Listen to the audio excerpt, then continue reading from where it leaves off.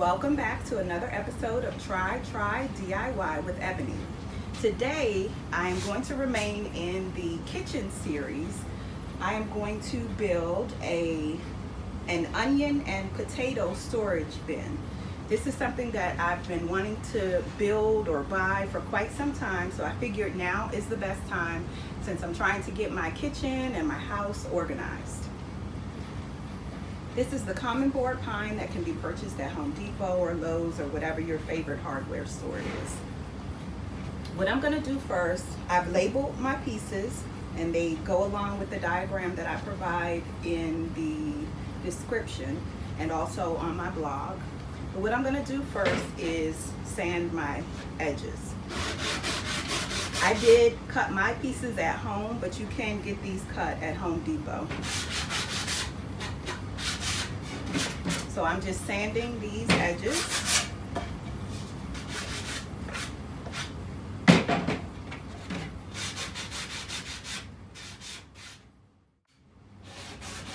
I'm using a low grit sanding sponge. So this is the one that I got from the dollar store that I mentioned in one of my, in the basic tools video. But this is about a 60 or 80 grit and it's very rough, so that I'm able to make these rough surfaces smoother. So I'm going to sand all my pieces first.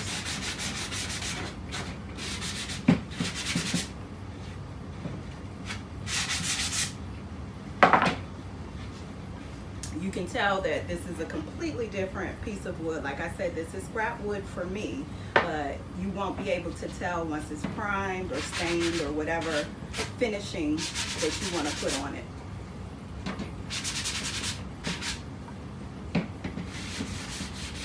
As much as I love Home Depot, I do know that I don't need to be buying any more wood, so I'm going to work through these projects with my scrap wood. See how that's a little dinged up? That's all right. That's not something we're going to see.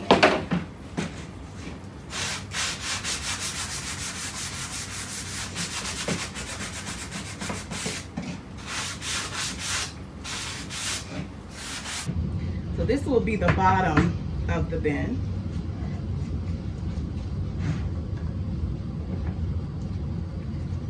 This is one side. If you're looking at the diagram, you'll see that there are two pieces that are exactly alike, but the third piece is a little shorter. It is 3/4 of an inch shorter to accommodate for the bottom of the bin. So I just want to show you that. Don't get alarmed if initially you think that they're all the same pieces, because they're not. And I say that because I did that. I was like, oh no, I cut these wrong, but logically thinking it through, that was correct. So what I'm doing right now, I'm just building the sides just to make sure that this is how I want it constructed, and it is. So I'm going to pre-drill some holes on the bottom of each side. Again, we pre-drill the holes so that the wood does not split. And what I'm going to do, I'm using a, let me see what size this is. I am using my,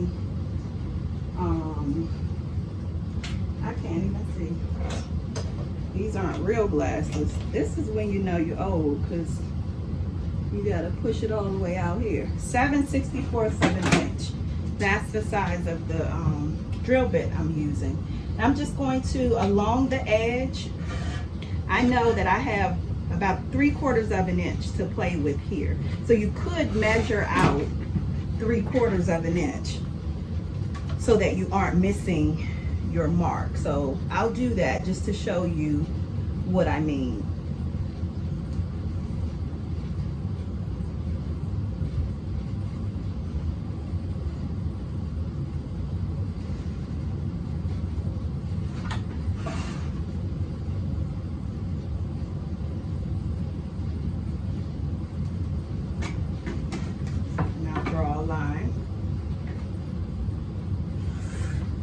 So I know that I can't go above this line in order to pre-drill my holes, because this is the height of the base of my bin. So I'm going to eyeball it. I'm just going into the middle of it, and I'm going to pre-drill my holes. I'm going all the way through. I'm going to do 4 holes here, making sure not to go through the piece that's underneath.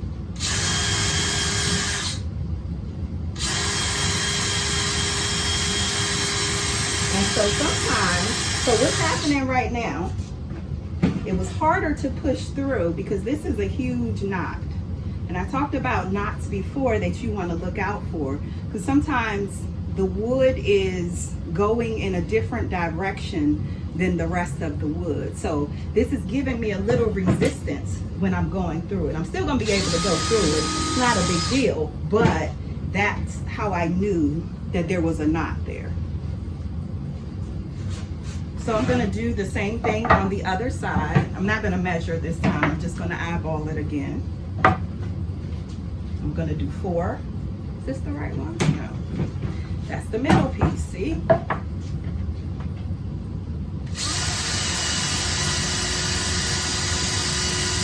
I'm on another knot.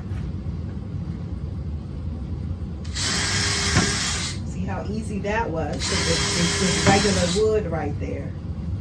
So like you'll learn to, as you find different pieces of wood, you'll learn what you want to avoid. See those knots here? What you want to avoid. And it's not like you can't drill into these things or screw into them, but it's just a little harder.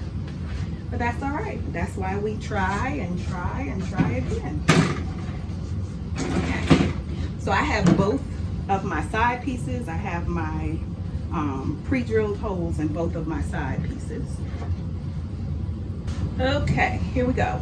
I am going to use some wood glue to put these pieces together. I have a little small paintbrush because the top of my wood glue again is stopped up and it won't come out that way, but that's fine because I'm going to use this glue until it's gone. I'm not going to buy another one. I have like 6 of these and they're all in this current condition, and that's all right. So I'm going to just paint on some glue just like this. The glue gives it extra stability. That's really the only purpose for it. It's just another way of securing the wood to the other piece of wood. But I also like to keep my finishing in mind at the start of the project. So I mentioned before in another video that if you're going to stain, you want to make sure that you're cleaning up the excess glue, because stain does not take on glue. So right now I'm just lining up these 2 pieces, lining up the front and the back. I like these screws. These are trim head screws, and I like these because they can go deep into the wood without having that nail head sticking out. So I like to use these on a lot of my wood projects.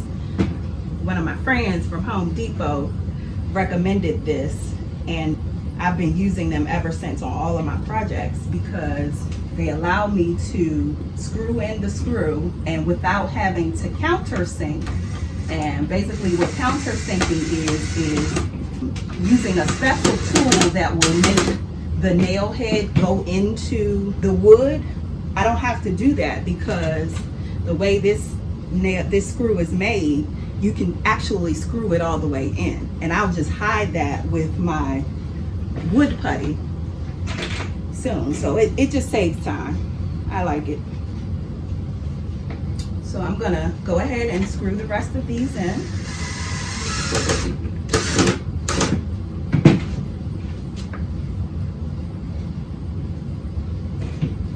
You don't want to screw it too far in because it actually can just keep going through the piece that you're trying to attach. So you want to get it just under the surface of the wood.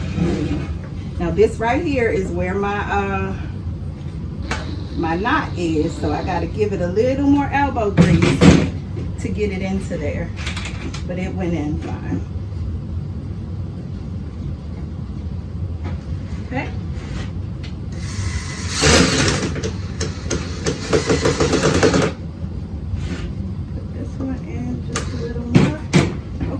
So we have our first piece on. I'm gonna do the same thing on the other side. Making sure to align it.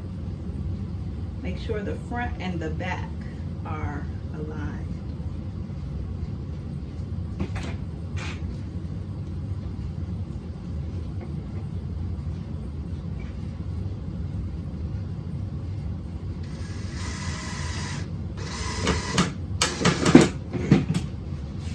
Once I get my first screw into my projects, I like to go and do a quick check to make sure that's exactly where I want it to be. And this one I'm gonna take out and move just a little bit, move back just a little bit because it's not aligned where I want it to be. So I'm gonna move that one and again go back and make sure that the front and the back are aligned.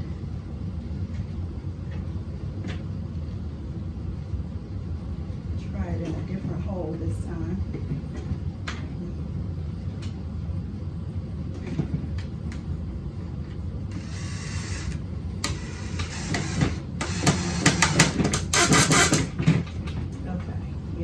That's what I wanted. I want that to be lined up perfectly along the front. All right, so we have the basic box. Pull out my trusty square tool. That makes me happy. That makes me happy. Okay, so now we're gonna put this middle piece in. Like I said, this middle piece is shorter than the other two pieces. So for our household, because we eat a lot of potatoes, okay, I'm going to make the potato section a little bigger than the onion section. And if you want to make them where they are both the same, this side would be for potatoes, this side would be for onions, and they're the same size, that's where you can customize this project. But since we eat more potatoes, I'm gonna move this over just a little bit to have more room for potatoes. I'm going to use my square, and while that's there, I'm going to trace my my divider into the bottom. So this is all I did, and that's just helping me to keep that piece aligned. Then what I'm going to do, I'm going to flip it over. I'm going to use the edge of my square to put the lines. I'm looking at the line here and just bringing it toward the front. Same thing here. So now, when I flip this over, do the same thing again. I'm still just following this line. I'm trying to pick it up. There we go. Sometimes you gotta take a minute to figure out what you're doing, but I'm following this same line across the top. And what I'm doing is I just want to make sure that when I drill my holes, because we're gonna drill holes along the bottom to hold this divider piece up, I just want to make sure that I'm going into the actual piece of wood. So I'm doing the same thing here. And so this line should align with the line on the other side. What I'm going to do is add some wood glue to this. I'm going to pre-drill some holes here, and then I'm going to attach it with my screws. So I'm going to add the wood glue to the base of the divider. I'm really excited about this project because I've always wanted one of these, and not even that I cook or anything like that. I just thought it was kind of cool to have one in your kitchen. So we actually have some plastic bins that I got from the dollar store, but this will be more purposeful in our organization. So what I'm gonna do, make sure, so you see what I have this going up right here. You wanna make sure that it's going in the right direction. And all I'm doing is putting this down and aligning it on that line that I made on the front side of it. Then I'm gonna come in with my drill bit to create my pre-drilled holes. So again, I think I'm going to make 4. 4 will work for me.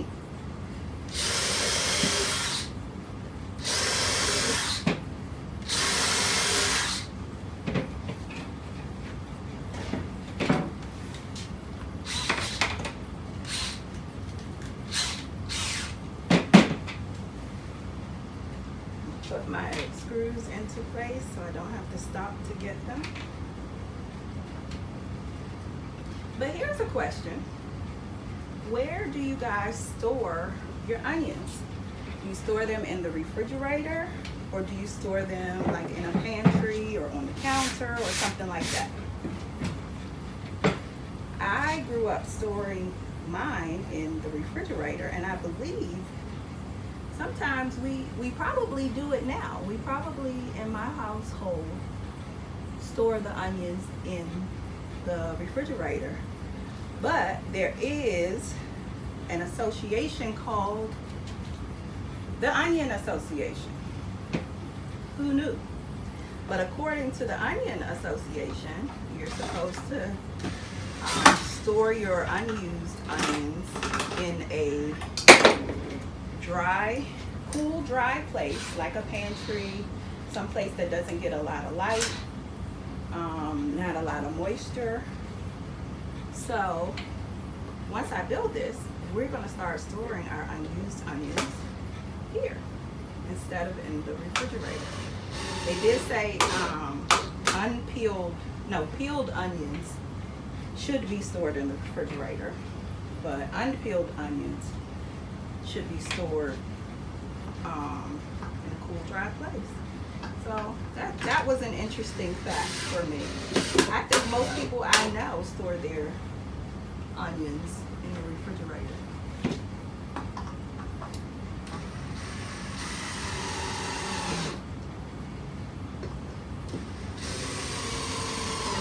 Okay. I'm gonna wipe off the excess glue that came across the bottom, that came out of the bottom. Wipe that down. I'm not staining this, so I'm not too worried about it, but I don't like seeing the glue seeping out like that. Okay.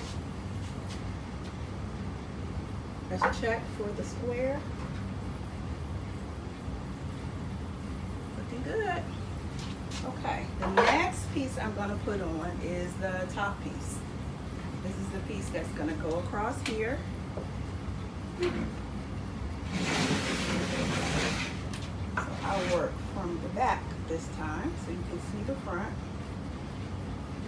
Again, knowing that the pieces are 3/4 of an inch, I can kind of eyeball this, but I'm going to do the same thing I did before and draw the 3/4 of an inch mark so that you can see how I am gonna pre-drill my holes. And remember, you wanna draw lightly when you're drawing pencil marks on your wood, because sometimes if you don't use enough paint, of course the pencil markings will come through. Here and here. Okay. So this is where I am. I made these 3 lines, and now I'm gonna pre-drill my holes again.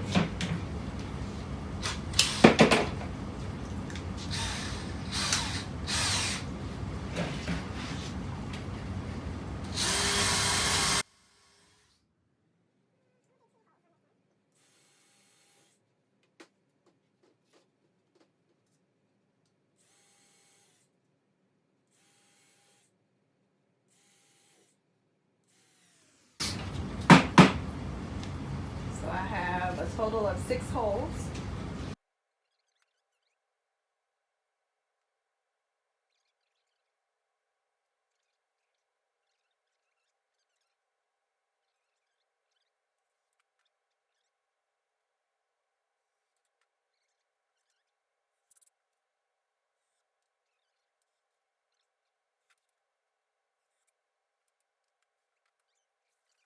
Okay, so now we're ready to put the back piece on.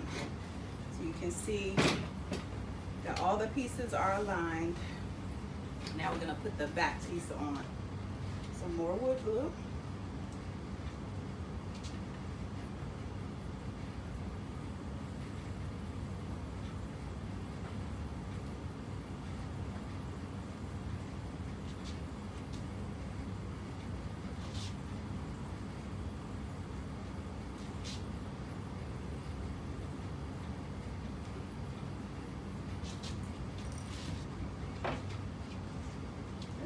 Fit my piece right on here.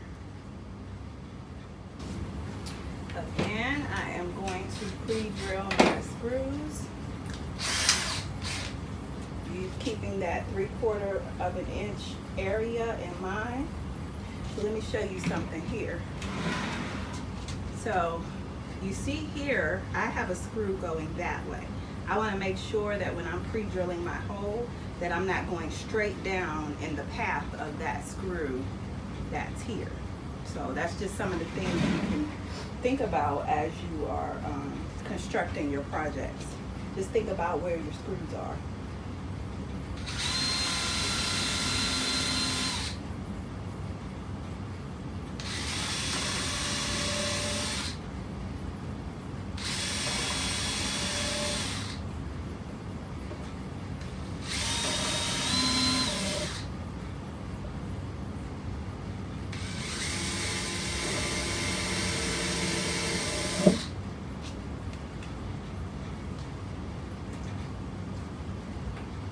One of the projects that I plan to,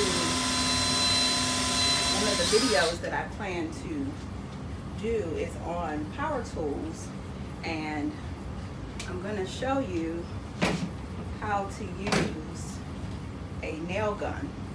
This is my newest toy, quarter cable, 18 gauge, 20 volt cordless nail gun. Now I have a pneumatic nail gun, which is the one that comes with a big generator. It's loud, it's heavy, it's awesome. But this one is pretty convenient too. This one is new and I'm still playing around with it a little bit, but it would be a lot easier for something like this where you can just go around and hit it and hit it and hit it. But I want to show you different ways if you don't have certain tools yet. Hopefully the drill is the easiest one, but if you have if you don't even have a drill yet, you could use a hammer and nails. So I'm going to just show you that part quickly. You will still pre-drill your holes. These are pretty low down in here because I drilled my hole pretty deep. But so you would still pre-drill your holes, put your screw in, and just hammer it in. It'll take more time and more work, but no excuse not to try a project. So that's the hammer. I'm going to do the screws, and then if this nail gun is cooperating with me, I'm going to show you how to use the nail gun.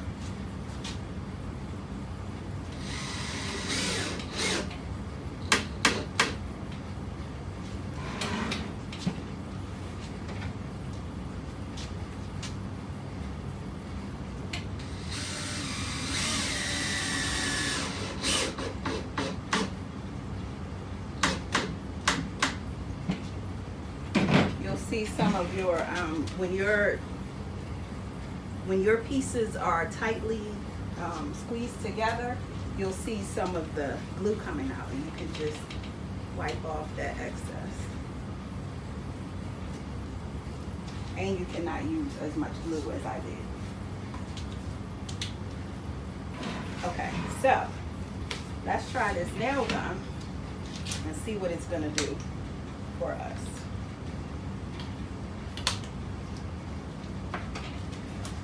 Always have on your safety goggles for all of these projects, but let's see if it works this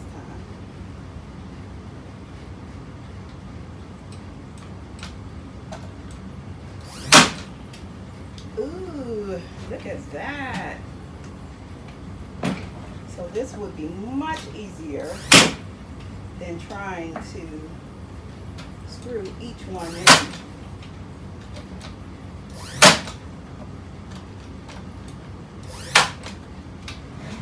It must be jammed. Okay, there we go. Look at that. Look how fast and simple that was. There's one that didn't go all the way in, but that's what our trusty hammer is for. I'll just bang it all the way in. There we have it. I'm going to go along the bottom with this. Whichever method that you choose, it will be fine. It'll be secure. As long as you're using the glue, you're using screws or nails that are long enough. I think this thing jams quite a bit. There we go. There we go. Yes. Okay, so what I'm doing now is putting on the chicken wire, and it's very pliable, so you want to make sure it's as straight as possible when you're putting it on. And one of the things, I should be using gloves. Don't be like me. Do as I say, not as I do. You should be using gloves with this because these ends are very prickly and sticky. But with that said, there are ends that are just straight across. And what I'm going to do is try to align that along the edges so that I don't have to cut that part. It'll look better. So what I'm doing is just aligning these edges. I'm going to use my electric stapler.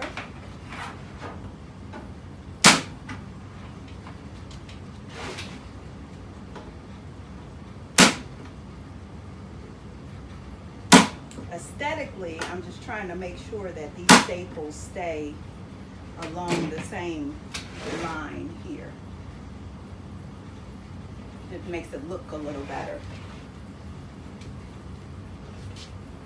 I'm going to pull it taut to my middle divider section and staple once again.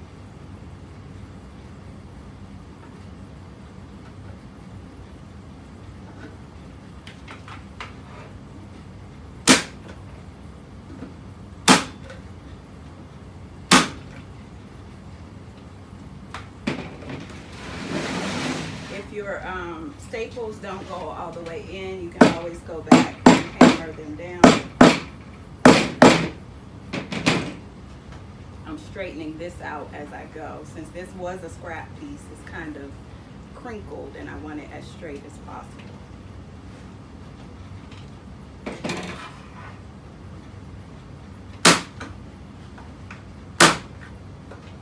Of course, watch your fingers when you're stapling. Okay, so now I'm just go in and cut excess off. And I use old scissors to do this, scissors that I don't use for anything else. It's really easy to cut. But you don't want to use scissors that you use for other things for this type of job.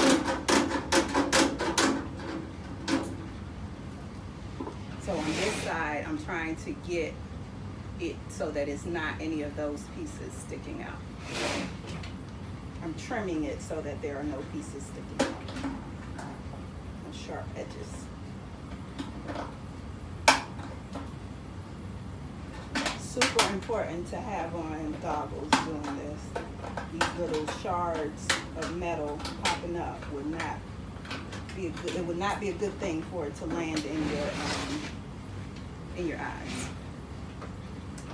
So safety first. I'm going to do some staples along the bottom.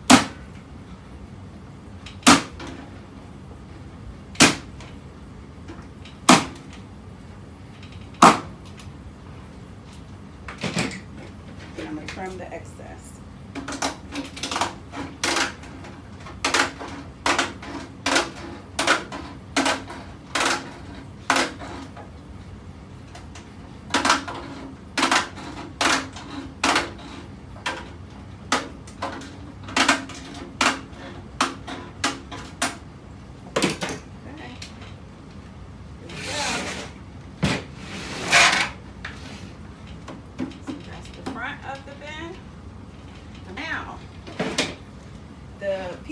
I cut with the saw, I'm going to put across the front here.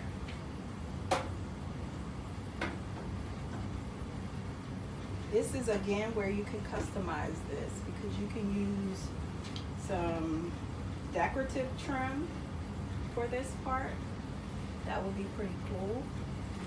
My staple gun can staple this. If it can't, then I'll nail these in. This wood is pretty thin, so it should be able to. It's okay, but nah, I don't like that. So this is the fun part about projects, is that you can try different things, and if it doesn't work, then you try something else. It's okay. I've made so many mistakes with projects that I've done, but it's a learning experience. So the next time, I know not to do that thing, but I'm not gonna give up on the project just because something went wrong. I'm gonna try to figure out what went wrong and then fix it. So that didn't work for me. So now I am going to pre-drill some holes, and I'm gonna go ahead and screw this piece in. I'm making sure that it's aligned, and then I'm gonna pre-drill my holes. That one moved just a tad. That's all right.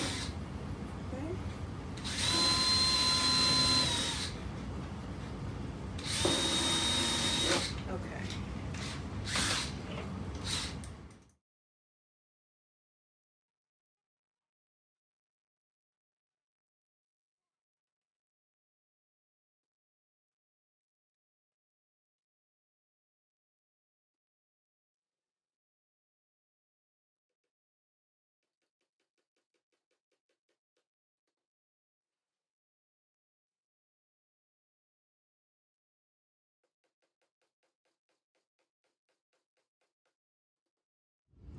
There may have been a whole section of the video missing where I added my wood putty, but all I did was once I finished drilling all of my holes, I went and put wood putty into the holes and into the areas of the wood that had some gaps in it.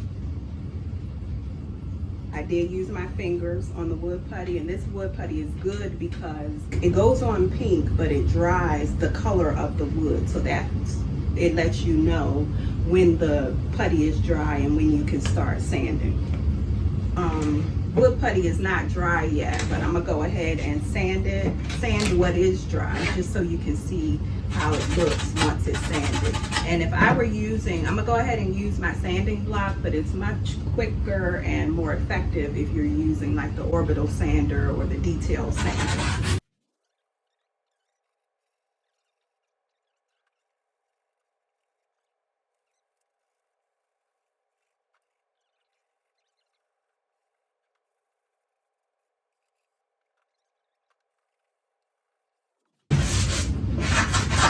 After you finish sanding your project, you want to wipe it down just to get rid of that loose wood or whatever you're sanding off. You want to just wipe it down with a dry cloth. I decided to go ahead and paint this white just so that you can see the contrast of it. The accents in my kitchen are red, so I will probably, if I build another one of these, I will make it red, but for the sake of this video, I'm going to make it white. So I'm using my primer. This is Zinsser 123. You can either use Zinsser or Kills. This is a water-based primer, and basically what that means is it'll wash off your hands if you get it on your hands, and it doesn't take as long to dry. I have decided not to paint the inside of this because will be putting food in here. I just don't want to paint the inside. So I'm going to just paint the edges, and And that's simple. It's just no huge technique here. I'm just painting on some of my primer. And you can use a roller, whatever you decide to use. But basically, I'm just gonna try to cover up some of these blemishes.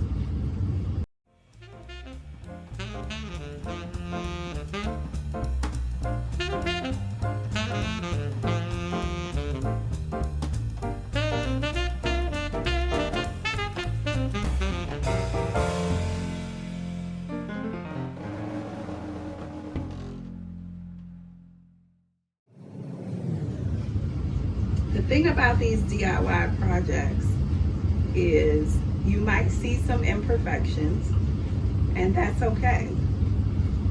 It's a learning process. That's what it has been for me. It continues to be that for me. So I'm looking at just some areas where it's not perfect. And I am a perfectionist, so it bothers me a little bit, but not enough to rebuild the bin, and definitely not enough to just quit. So you might run into some mistakes sometimes. You have to back a screw out, unscrew something, take a nail out here and there. Try not to get frustrated because it's not perfect, or you're feeling like you just can't do it. It's not for you. It's just, you gotta try again. I have some awesome ideas that I just thought of that would really allow you to customize this. You can put contact paper in here, so that way you can have a design on the inside without having to put paint on the inside. That would be an awesome idea.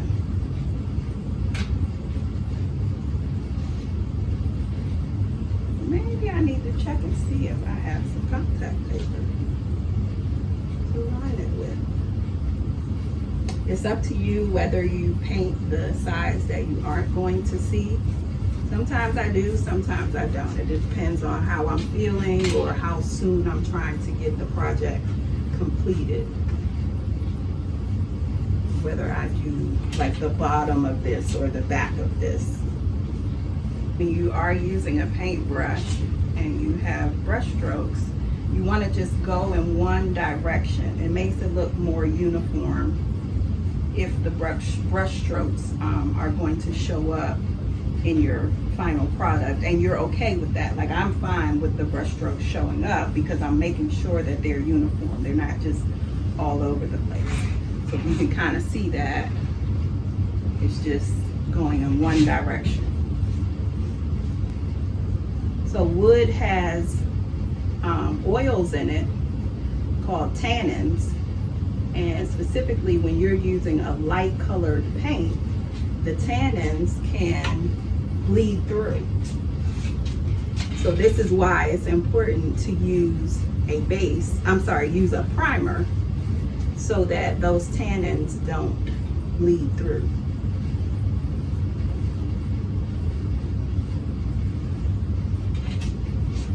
How did I find that out? Trial and error.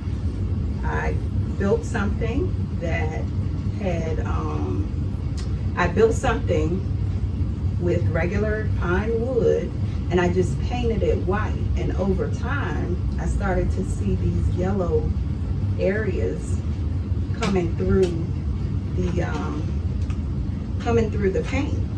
And I didn't understand what it was. I couldn't figure out where it was coming from.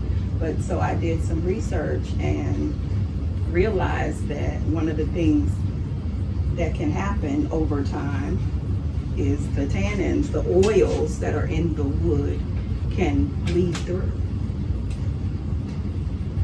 And so that's why it's important to use a primer.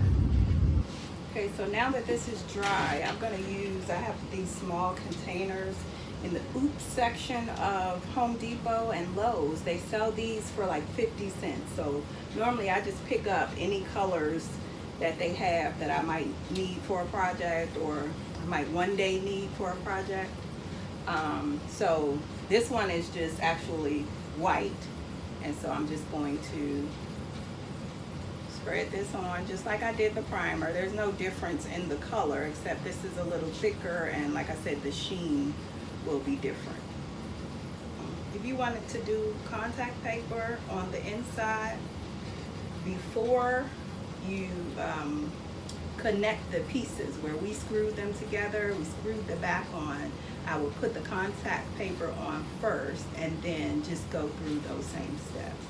I wish I had thought of that sooner, but sometimes my ideas come as I work, so I just go with it. The next time I make one, I'll definitely have some contact paper back there. Or even wallpaper. It doesn't have to be contact paper. I'm not sure how well that would stick, but like the peel and stick wallpaper would work good. So basically, I'm done.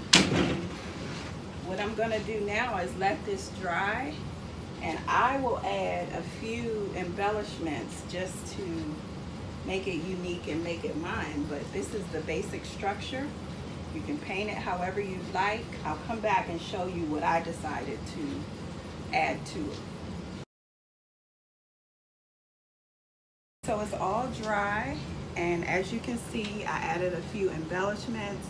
I had some wooden letters laying around, so I decided to spray paint them red so that it'll coordinate with my kitchen accent colors.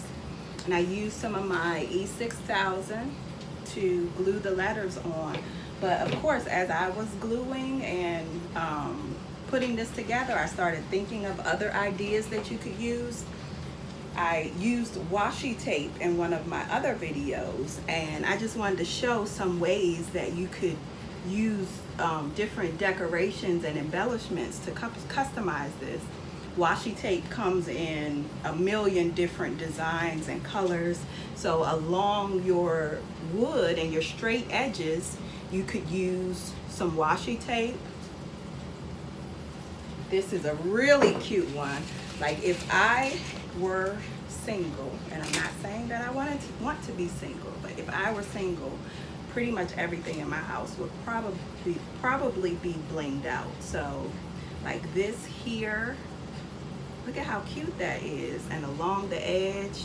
But I'm all done here, and this was a really fun project, and this will be very useful for us because, like I said, we do use a lot of potatoes, not as many onions, but when I did go get the bag of onions, they were in the refrigerator just like I thought. But hopefully you'll try this, and this will add to your organization and storage needs.